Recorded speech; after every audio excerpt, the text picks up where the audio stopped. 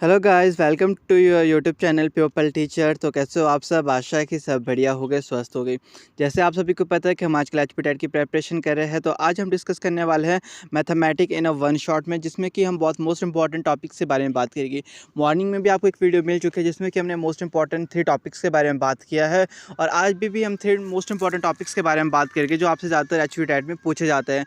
तो जो ये मैथमेटिक का सिलेबस है, ना से केवल जेबीटी वालों के लिए बल्कि जो आपके ये नॉन मेडिकल वाले टेट देना चाहते हैं, हर एक टेट के लिए बहुत इंपॉर्टेंट है, क्योंकि मैथ्स तो आपका बिल्कुल सेम रहता है हर एक के लिए, और जो आपके फार्मूला वो बिल्कुल सेम रहता है। इसमें ऐसा तो है नहीं कि अगर कोई मतलब नॉन मेडिकल का टेट दे रहा है तो उसके लिए जो फार्मूला वो अलग होगा, और अगर कोई जेबीटी का टेट दे रहा है तो उसके लिए फार्मूला अलग होगा। तो फार्मूलाज तो आपके लिए हर एक के लिए सेम रहते हैं, तो इसलिए जो ये वीडियो है ये हर एक टेट वालों के लिए हेल्पफुल है। तो फिलहाल करते हैं वीडियो को शुरू। तो हमारा जो आज का सबसे पहला वाला टॉपिक है वो है हमारे पास सिंपल इंटरेस्ट और कंपाउंड इंटरेस्ट।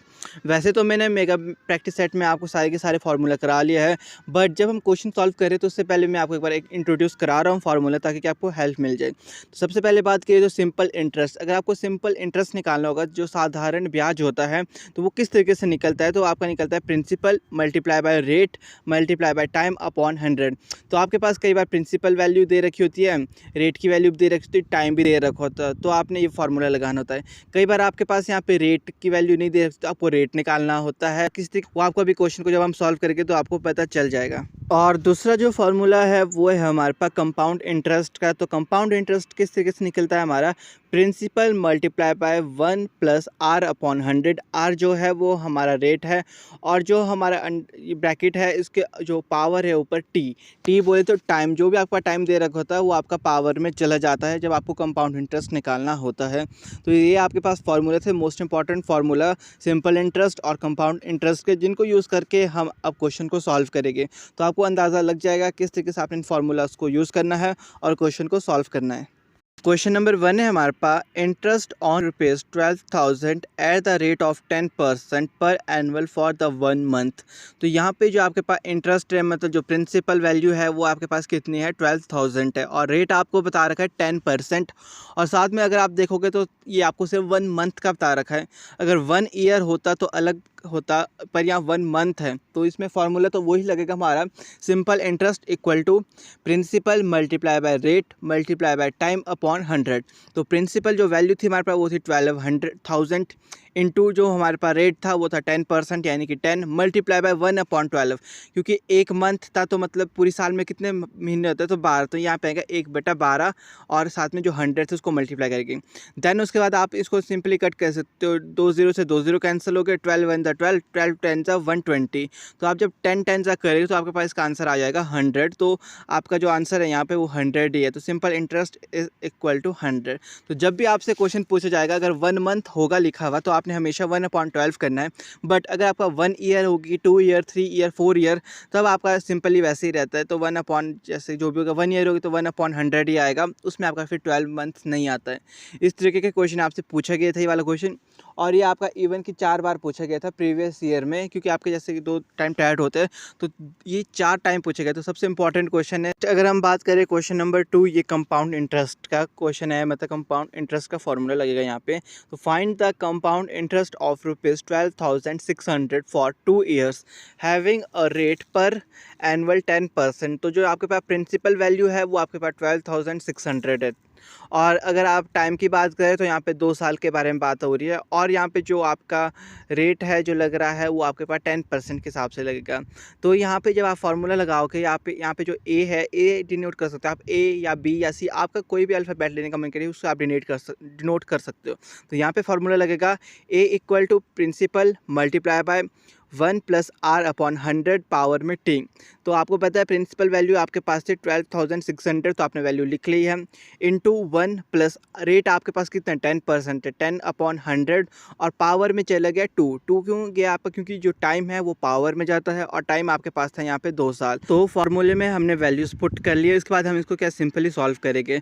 तो 12,600 तो वैसे का वैसा रहेगा। जब आप इसको कट करोगे 0 में से 0 के, और जब आप इसका एलसीएम लोगे तो ऊपर आएगा 10/10 होल स्क्वायर। तो नीचे आ जाएगा 12,600 और जब ब्रैकेट के अंदर देखोगे तो 10 + 1 होता है आपका 11/10 का स्क्वायर। तो उसके बाद सॉल्व करके फिर हम जस्ट स्क्वायर में तो 2 बार हम लिख लेंगे कि 12,600 × 11/10 इंटू 11/10, क्योंकि इस तरीके से थोड़ा ईजी रहता है आपको सॉल्व करने के लिए। तो 0 से 0 कैंसिल हो, तो आपके पास जब इनको डिवाइड करके जो बचेगा वो बचेगा 126 × 11 तो आपके पास ये बचता है। जब आप इन सबको मल्टीप्लाई करोगे ना 126 × 11 तो आपके पास जो आंसर आएगा ₹15,246, ये आपके पास निकल चुका है। ठीक है, इसके बाद जो कंपाउंड इंटरेस्ट निकलता है उसमें एक और फार्मूला लगता है, उसमें कि जो फार्मूला लगता है वो लगता है ए माइनस, या आपने जो भी यहाँ पे वैल्यू ले रखी होगी ना ABCD आपके ऊपर डिपेंड करता है। तो जो आपके पास वैल्यू निकली है इसको आपने माइनस करना है किससे, जो आपके पास प्रिंसिपल वैल्यू दे रखी होती है। तो हमारे पास जो ए निकला था वो निकला था 15,246, माइनस करेंगे जो प्रिंसिपल वैल्यू थी वो थी हमारे पास 12,600। तो जब हम इनको माइनस करेंगे तो उसके बाद जो आंसर आएगा वो हमारा कंपाउंड इंटरेस्ट होगा, तो वो हमारा सिंपली आंसर भी होगा। तो ऑप्शन में आपके पास हो जहाँ पे भी 2,646 होगा वो आपका करेक्ट आंसर होगा। तो इस तरीके से आपके पास ये फार्मूलाज लगते हैं और इस तरीके से आपके ये क्वेश्चन सॉल्व होते हैं कंपाउंड इंटरेस्ट के और सिंपल इंटरेस्ट के। तो फिलहाल अब हम बात करते हैं अपने नेक्स्ट क्वेश्चन के बारे में। तो क्वेश्चन नंबर 3 है हमारे पास, what is the rate of interest which give simple interest of ₹280 on a sum of ₹5,600 for 2 years. तो यहाँ पे क्या निकालना है आपको, रेट निकालना है और सिंपल इंटरेस्ट की बात हो रही है और सिंपल इंटरेस्ट कितना बता रहा है 280 आपको बताया हुआ है। ठीक है, तो यहाँ फॉर्मूला लगेगा सिंपली आपके पास SI = principal multiply by rate multiply by time upon 100। तो सिंपल इंटरेस्ट कितना बताया आपके पास ₹280, तो 280 आपके पास SI की जगह में लग जाएगा, इक्वल टू प्रिंसिपल की वैल्यू पुट करेंगे तो प्रिंसिपल की वैल्यू थी हमारे पास यहाँ पे 56,000। तो अगर हम रेट की बात करें तो रेट हमारे को नहीं बताया गया क्योंकि हमें रेट ही फाइंड आउट करना है। देन अगर हम साल की बात करें तो हमारे पास 2 साल बताए गए, तो यहाँ पे 2 आएगा टाइम की जगह अपॉन 100। तो 2 0 से 2 0 कैंसिल हो गए। फिर आपने इसके बाद क्या करना है, इसको आर के फॉर्म में लाना है। तो जब हम आर लाएंगे तो जो 280 है वो ऊपर आएगा और जो आपके पास 560 बचता है और मल्टीप्लाई बाय 2 ये आपका अपॉन में चला जाएगा। इसके बाद हम क्या करें कि जो हमारे पास 560 है इसको मल्टीप्लाई कर देंगे हम 2 से। जब हम इसको मल्टीप्लाई 2 से करेंगे तो हमारे पास आएगा 280 अपॉन 1120। तो इस तरीके से हम इसको क्या करेंगे, इसका डिवाइड करेंगे। जब हम 280 से 80 को डिवाइड करेंगे 1120 से तो हमारे पास जो आंसर आएगा वो आएगा हमारे पास 0.25%। इसको आप सॉल्व करके भी देख सकते हो क्योंकि आपके पास क्वेश्चन ही ये पूछा गया। तो जब भी आपके पास ऐसे क्वेश्चन पूछे जाते हैं तो आपने याद रखना, अगर सिंपल इंटरेस्ट बता रखा है तो आपको सिंपल इंटरेस्ट की वैल्यू पुट करनी है। अगर आपको रेट निकालना होगा तो रेट निकल गया इस तरीके से, और रेट हमारा परसेंट में निकलता है हमेशा, इसीलिए हमने यहाँ पे 0.25% लिखा है। बाकी ये आपके फार्मूलाज है, किस तरीके से यूज़ करना है वो मैंने आपको बता लिया है। जब भी आपके पास कंपाउंड इंटरेस्ट से क्वेश्चन आएगा तो सबसे पहले आपने फार्मूला लगाना है, फिर आपके पास जो भी वैल्यू आती है उससे आपको माइनस करना है किसको, प्रिंसिपल वैल्यू को। तो जो आप प्रिंसिपल वैल्यू को माइनस करोगे उससे आपके पास क्या निकलेगा, कंपाउंड इंटरेस्ट निकलेगा और आपका आंसर भी वहाँ पे निकल जाएगा। तो इसी तरीके से आपने फार्मूला यूज़ करने हैं और इन क्वेश्चन को सॉल्व करना है। नेक्स्ट टॉपिक हमारा शुरू होता है स्पीड, डिस्टेंस, टाइम, जिससे हर साल क्वेश्चन आता है और यहाँ से 2-3 क्वेश्चन पूछते जाते हैं। तो सबसे पहले इनके फार्मूला के बारे में बात करें तो स्पीड का फार्मूला है, अगर आपको फाइंड आउट करनी है स्पीड तो स्पीड निकलती है आपकी डिस्टेंस अपॉन टाइम। इसको हमेशा याद रखना, S = D/T, इस तरीके से याद रखना। नेक्स्ट, अगर आपको कई बार डिस्टेंस पूछी गई होगी कि आपको फाइंड करना है डिस्टेंस कितना कवर किया है, तो वहाँ पर आपका आएगा स्पीड मल्टीप्लाई बाय टाइम। जब आपको कभी भी डिस्टेंस निकालने को बोलेगी तो आएगा स्पीड मल्टीप्लाई बाय टाइम। अगर आपको कभी भी फाइंड द टाइम, अगर आपको बताया होगा कि इतने डिस्टेंस था और इतना आपके पास स्पीड थी तो टाइम कितना होगा, तो टाइम निकालना होगा तो आपको निकालना पड़ेगा डिस्टेंस अपॉन स्पीड।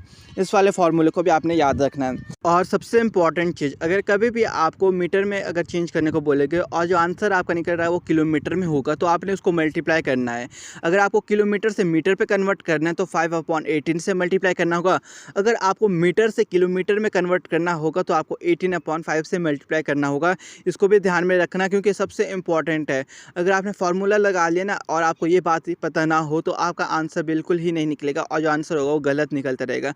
इसको याद रखोगे तो जो आंसर है वो एग्जैक्ट निकलेगा आपका, क्योंकि फार्मूला और साथ में ये वाली वैल्यूज़ बहुत इंपॉर्टेंट है अगर आपको स्पीड, डिस्टेंस, टाइम आपको ये निकालना है। नेक्स्ट क्वेश्चन नंबर 1 जो हमारा पूछा गया था यहाँ पे स्पीड डिस्टेंस टाइम से, ये वाला क्वेश्चन आपका 2 बार पूछा गया प्रीवियस ईयर में, बहुत इंपॉर्टेंट क्वेश्चन है। तो क्वेश्चन को किस तरीके से सॉल्व करना है उसका फॉर्मेट ध्यान में रखना, बाकी तो आप क्वेश्चन इजीली सॉल्व कर भी सकते हो। तो क्वेश्चन है आपके पास, 15 metre long train is going at a speed of 40 kilometre per hour, how much time will it take to pass through a 2500 metre platform. तो यहाँ पे आपको बताया गया कि एक 1500 मीटर लॉन्ग ट्रेन है जो कि उसकी स्पीड कितनी है, 40 किलोमीटर पर आवर है। तो वहाँ पे आपको टाइम बताना है कि वो कितना टाइम लेगी 2500 मीटर जो प्लेटफॉर्म है उसको पास करने के लिए। जब भी आपके पास किसी ट्रेन की लंबाई बताई होगी, साथ में प्लेटफॉर्म की लंबाई बताई होगी, तो आपने ट्रेन और प्लेटफॉर्म की लंबाई को सबसे पहले क्या करना है, ऐड करना है। इसको आपने हमेशा ध्यान रखना है। तो क्वेश्चन वैसे तो आप जैसे सॉल्व करोगे पेपर में तो इतना डिटेल में नहीं जाते हो, बट जब यहाँ पे समझा रहे हैं तो डिटेल में सब कुछ बता लेते हैं आपको। तो सबसे पहले ट्रेन ऑफ लेंथ आपके पास थी 1500 मीटर और प्लेटफॉर्म की जो लेंथ थी वो आपके पास 2500 मीटर थी और स्पीड आपके पास था 40 किलोमीटर पर आवर। तो जब आपको यहाँ पे टोटल डिस्टेंस निकालना है तो किस तरीके से निकालोगे, आप ट्रेन की जो लेंथ है उसको प्लस करोगे और जो प्लेटफॉर्म की लेंथ है उसको प्लस करोगे, मतलब 1500 मीटर प्लस 2500 मीटर। जब आप इनको प्लस करोगे तो आपके पास आएगा 4000 मीटर। तो यहाँ पे हमारे पास टोटल डिस्टेंस निकल गया जो कि हमारे पास 4000 मीटर है। तो टोटल डिस्टेंस हमारे को इसलिए निकालना पड़ा क्योंकि हमारे को जब टाइम का फार्मूला लगाओगे तो टाइम में जो फार्मूला लगता है वो लगता है T=D/S, मतलब time equal to distance upon speed. तो आपको पता है कि जो टाइम निकालना पड़ेगा तो डिस्टेंस हमारे पास अभी निकली है 4000 मीटर अपॉन स्पीड थी आपके पास 40 किलोमीटर पर आवर। तो जब आपको किलोमीटर से आपको मीटर पर सेकेंड में लेना पड़ता है तो आपका मल्टीप्लाई होता है 5/18।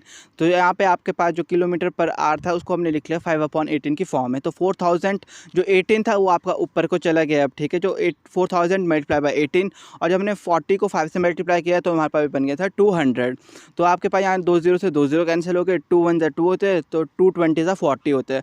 तो 40 को जब आप मल्टीप्लाई करोगे, 20 को जब आप मल्टीप्लाई करोगे 18 से तो आपके पास आंसर आएगा 360 सेकेंड।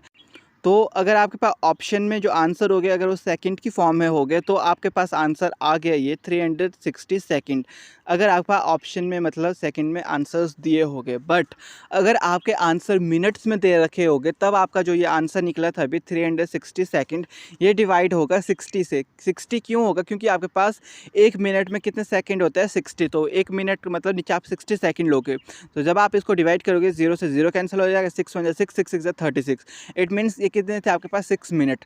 अगर आपके पास मिनट की फॉर्म में होगा तो आपका आंसर 6 मिनट आएगा, अगर आपके पास सेकंड की फॉर्म में होगा तो 360 आएगा। तो आपने देखना है कि ऑप्शन में किस तरीके से पूछा गया है, मिनट में है या सेकंड में। सेकंड में होगा तो आपने सेकंड में रखना, अगर मिनट में होगा तो आपने सेकंड से मिनट में कन्वर्ट कर लेना है। फिर नेक्स्ट अगर हम बात करें क्वेश्चन नंबर 2 की, सबसे इंपॉर्टेंट क्वेश्चन है और सबसे रिपीटेड क्वेश्चन है। प्रीवियस ईयर में आपके पास 3 या 4 बार ये क्वेश्चन पूछा गया है और बहुत बार यही वाला क्वेश्चन आया हुआ बल्कि। तो क्वेश्चन है आपके पास, the speed 72 kilometre per hour is express in metre per second as. तो आपके पास जो 72 किलोमीटर पर आवर है इसको आपने चेंज करना है किसमें, मीटर पर सेकेंड में। तो ये आपका आएगा 72 मल्टीप्लाई बाय 1000/360 मीटर पर सेकेंड। तो ये क्यों आया आपका, क्योंकि जो आपके पास 1 किलोमीटर होता है तो उसमें 1000 मीटर होता है, तो किलोमीटर चेंज हो गया 1000 में। और जो आपके पास घंटे की बात करें, एक घंटे में आपके पास कितने सेकंड्स होते हैं, 3600 सेकंड्स होते हैं। तो एक घंटा जो कन्वर्ट हो गया वो होगा आपके पास 3600 में। तो यहाँ पे जो आंसर आएगा आपका वो आएगा 72 multiply by 1000/360 metre per second. और ये वाला क्वेश्चन बहुत रिपीटेड है, इसको आपने ध्यान में रखना, बच्चे कई बार कंफ्यूज हो जाते हैं। तो इसको जब भी आपसे कोई भी ऐसा क्वेश्चन पूछा जाएगा तो बस आपने किलोमीटर को मीटर पे कन्वर्ट करना है और जो आपके पास घंटे होते हैं उसको आपने काय में सेकंड में कन्वर्ट करना है। नेक्स्ट अगर हम बात करें क्वेश्चन नंबर 3, आपके पास ये वाला क्वेश्चन भी आपके पास बहुत बार पूछा गया प्रीवियस ईयर में। तो क्वेश्चन है आपके पास, a car cover a distance of 120 kilometre in 4 hours. तो एक कार है जो कि डिस्टेंस 120 किलोमीटर जो डिस्टेंस है उसको कवर करती है 4 घंटे में, ठीक है। By how much should the speed of the car be increase to cover the same distance in 3 hour. तो मतलब सेम डिस्टेंस को अगर हमने कवर करना है तो कितनी परसेंट जो स्पीड है हमारे को कार की क्या है इंक्रीज़ करनी पड़ेगी। तो इसके लिए सबसे पहले आपके पास फार्मूला लगेगा स्पीड का। तो आपके पास देखो डिस्टेंस कवर बाय कार, जो कार ने डिस्टेंस कवर किया है वो कितना है, आपके पास 120 किलोमीटर है, ठीक है। तो इतना किलोमीटर आपकी कार ने जो डिस्टेंस है उसको कवर किया है। फिर हम बात आते हैं टाइम पे। तो टाइम आपके पास दे रखा है 4 आवर, मतलब 4 घंटे लगे गाड़ी को 120 किलोमीटर को कवर करने के लिए। तो स्पीड आपको निकालनी है। स्पीड का क्या फार्मूला होता है, speed equal to distance upon time. इसको हमेशा ध्यान में रखना आपने, जब भी आपको स्पीड निकालनी पड़ती है तो स्पीड होती है डिस्टेंस अपॉन टाइम। इसके बाद हमने क्या है, डिस्टेंस की जो वैल्यू है उसको भी पुट करेंगे और जो हमारे पास टाइम की वैल्यू है उसको भी हम पुट करेंगे। जैसे कि हमारे पास यहाँ पे डिस्टेंस था 120 अपॉन 4, जो हम 4 को डिवाइड करेंगे इसको तो आएगा 4 1 ज़ा 4 और 4 30 ज़ा 120। तो 30 किलोमीटर पर आवर की स्पीड से पहले गाड़ी चल रही थी। नेक्स्ट बात करें तो डिस्टेंस वही रहेगा सेम 120 किलोमीटर। टाइम आपके पास कितना है, अब 3 आवर्स दे रखे, 3 घंटे। और स्पीड आपके पास क्या है वो आपको अभी फिर से निकालनी है। तो यहाँ पे भी हम कौन सा वही वाला फार्मूला लगाए कि speed equal to distance upon time. तो हमने क्या है डिस्टेंस की वैल्यू पुट कर ली 120 अपॉन 3। जब इसको हम डिवाइड करेंगे तो आपका आ रहा है 40 किलोमीटर पर आवर। तो स्पीड इंक्रीज़ कितनी इंक्रीज़ हुई है, मतलब तो क्या करेंगे हम 40 kilometre per our minus 30 kilometre per our को जब हम माइनस करेंगे तो आएंगे 10 किलोमीटर पर आवर, मतलब 10 किलोमीटर पर आवर जो स्पीड है वो इंक्रीज़ की थी।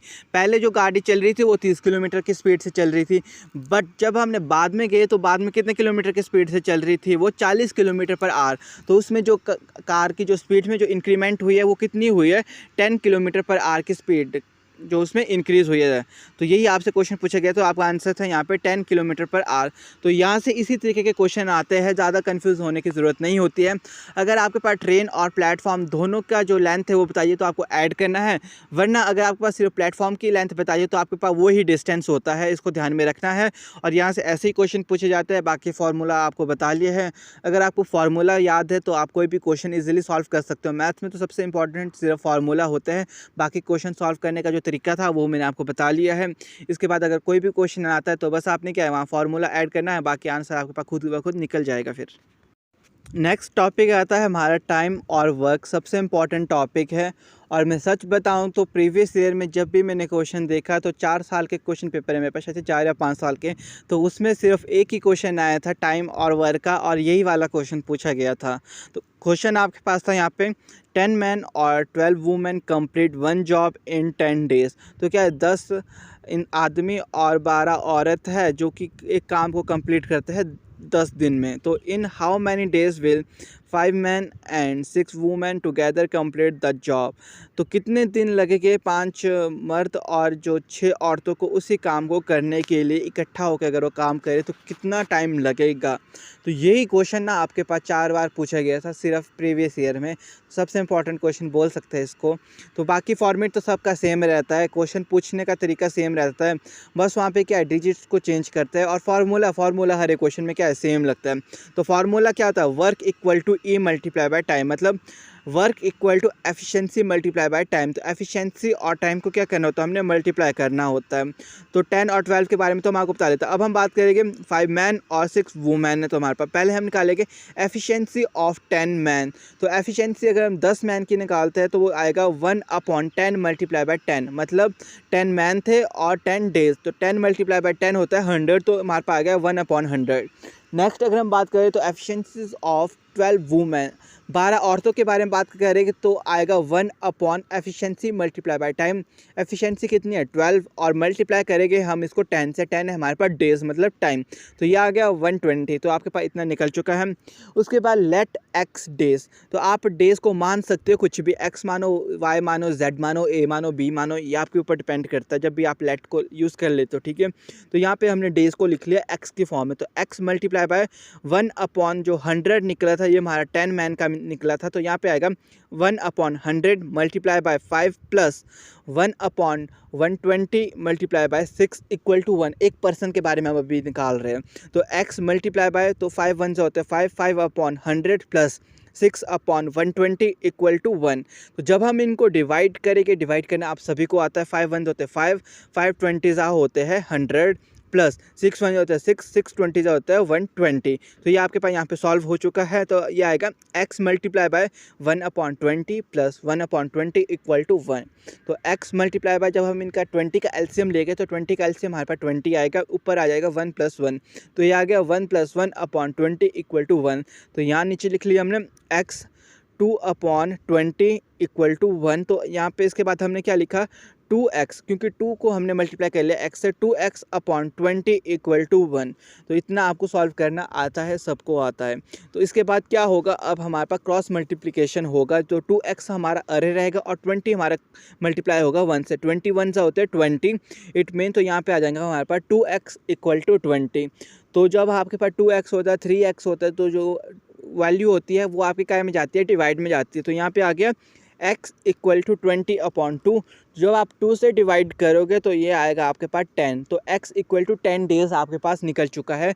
हमने डेज़ ही निकालना था। तो 5 मैन और जो 6 वुमेन थे वो उस कार्य को कितने डेज़ में करेंगे, 10 डेज़ में करेंगे, जब वो इकट्ठा होकर उस कार्य को एक साथ करेंगे। तो ये आपका आंसर निकल चुका है। और मैंने आपको बताया प्रीवियस ईयर के मेरे पास 5 साल के क्वेश्चन पेपर है, उसमें यही वाला क्वेश्चन आपके पास 4 या 5 बार रिपीटेड था और मेरे को वर्क और टाइम से कोई दूसरा क्वेश्चन नहीं मिला है।